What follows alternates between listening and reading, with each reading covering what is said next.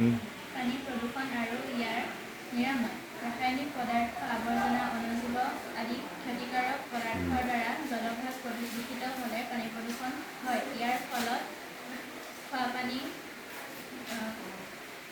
খেতি কৰা মাছ ধৰা আদি অন্যান্য ব্যৱহাৰৰ ফলত অসুবিধাৰ সৃষ্টি হয় ইয়াৰ প্ৰধান কাৰণসমূহ হৈছে ঔদ্যোগিক আৱৰ্জনা নলা নৰ্দমাৰ নিৰ্গমন আৰু প্লাষ্টিক প্ৰদূষণ ইয়াৰ কাৰণ হ'ল জল প্ৰদূষণ ইয়াৰ সমাধান জল প্ৰদূষণ হ্ৰাস কৰিবলৈ উদ্যোগসমূহে আৱৰ্জনা নিষ্কাশনৰ পৰিৱেশ পৰিশোধন কৰিব লাগে নলা নৰ্দমাৰ ব্যৱস্থা উন্নত কৰিব লাগে পানী উৎসত জাবৰ জোথৰ পেলাব নালাগে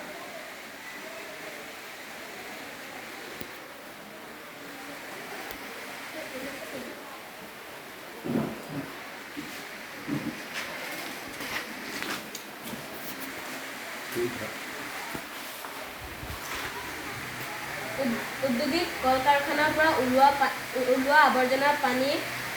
জলাশয়ত পৰিলে পানী প্ৰদূষিত হয়